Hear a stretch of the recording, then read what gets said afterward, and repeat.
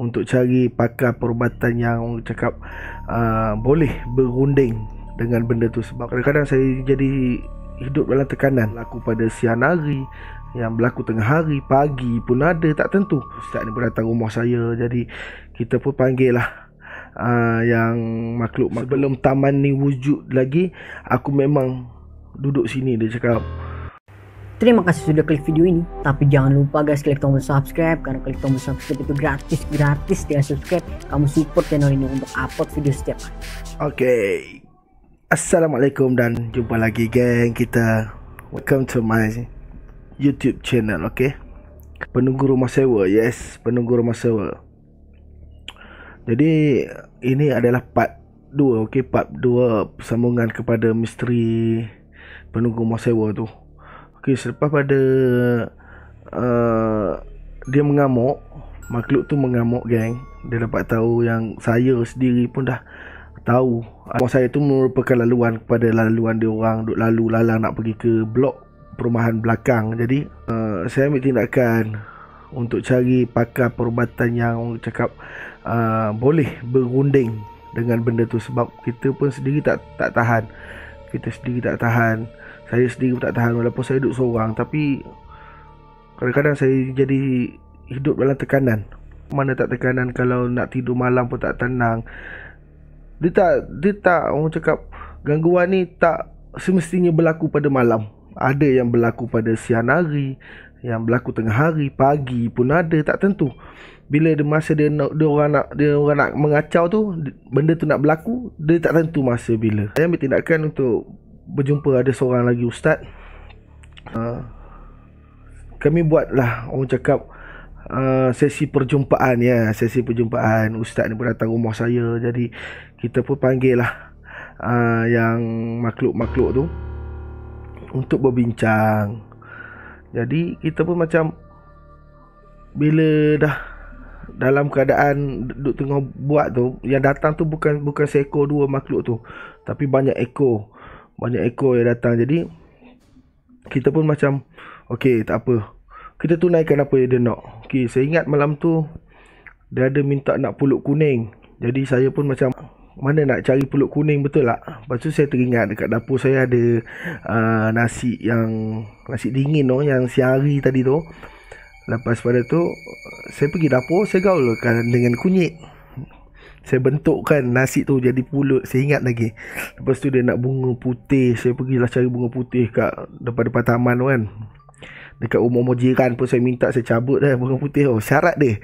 Jadi okey, bila dah complete, datanglah makhluk tu. Dan makhluk tu datang sebab dia ada, ustaz tu dia ada seorang lagi, dia punya assistant macam pengantara lah yang boleh bercakap dengan makhluk-makhluk tu. Jadi bila dah dibuat orang cakap ritual macam tu, so makhluk tu cuba communicate, berbincang. Bila dia orang bincang, dia orang macam cakap lah, dia cakap aku dah lama duduk kat sini. Dia cakap aku dah lama duduk kat sini.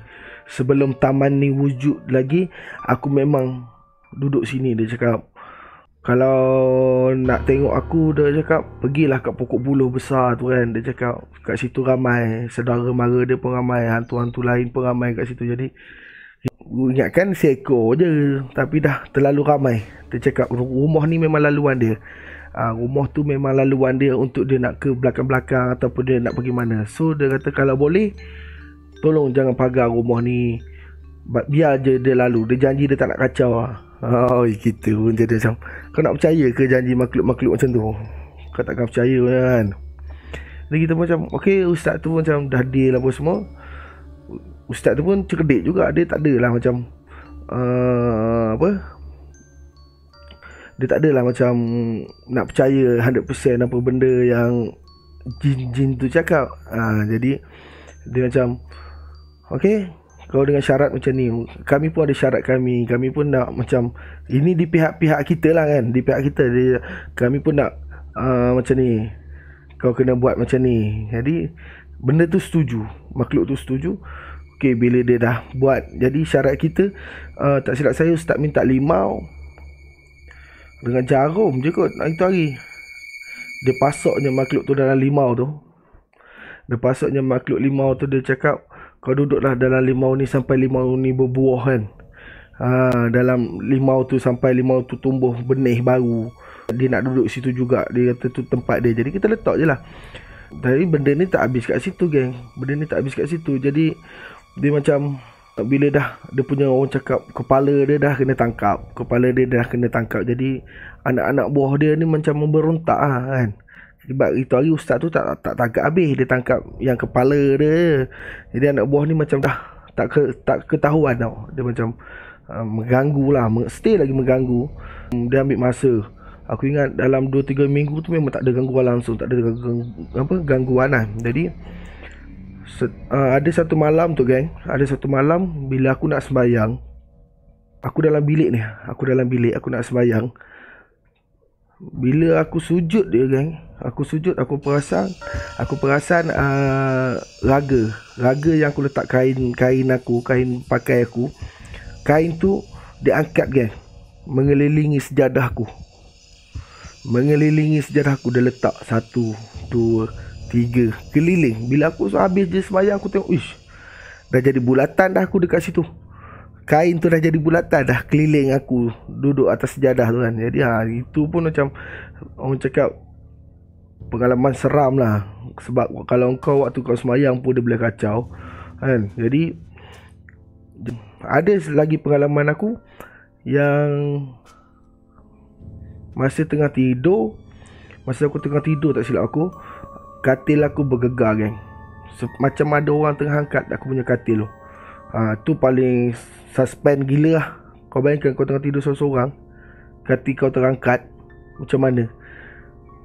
Itu memang paling, orang cakap, menyeramkan lah.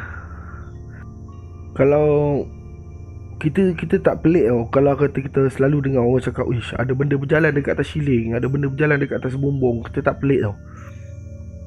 Sebab aku mengalami peristiwa yang sama.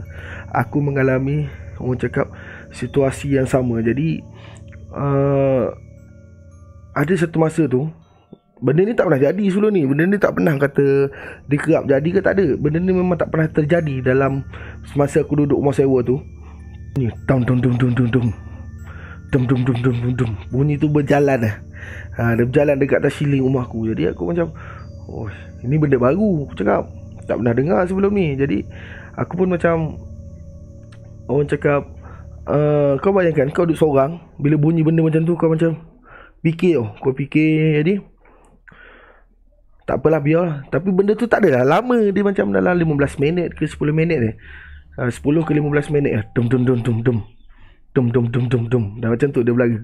Daripada dapur ke ruang tamu, daripada ruang tamu ke dapur balik. Habis.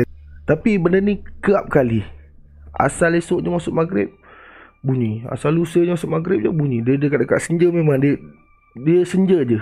Bila senja je dah kebunyi. Jadi aku punya mental ni macam dah koyak sangat lah. Aku cakap, yang kepala kau dah kena tangkap, tapi kau masih duk main dekat atas kan. Jadi aku jadi macam terkedu. Ada satu hari, bila aku dah koyak gila, memang aku dah tak boleh fikir. Aku jadi jadi serabut tau. Bila kerap kena gangguan ni, aku jadi serabut. Bila kerap kena gangguan kan, aku pergi dekat yang bumbung kan, dia ada satu ruang yang boleh buka dia punya siling tu.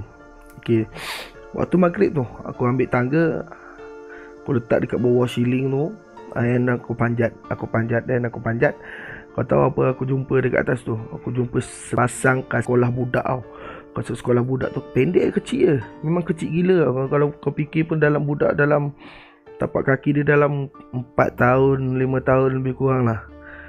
Sepasang kasut sekolah tu baru lagi, geng, dekat atas tu. Aku pun macam, tapi alhamdulillah bila aku dah jumpa dia punya, orang cakap, mainan dekat atas siling tu, aku ambil. Dan malam tu juga aku bakar. Terus tak ada. Esoknya tak ada bunyi dah. Tak ada. Okay, geng, itulah sedikit untuk aku story kan. Untuk aku story pengalaman rumah seram aku. Sebab benda ni sepanjang tempoh 5 tahun, dan hanya 2 tahun je aku rasa tenang. 3 tahun tu aku hidup dalam gangguan kan. Dan banyak jugalah. Kalau aku nak cerita pengalaman aku, okay, sabar. Kita ada part 3. Kita ada part 3, okay? Part 3. Teruskan subscribe, like, share. Terima kasih kerana support anda, guys. Assalamualaikum.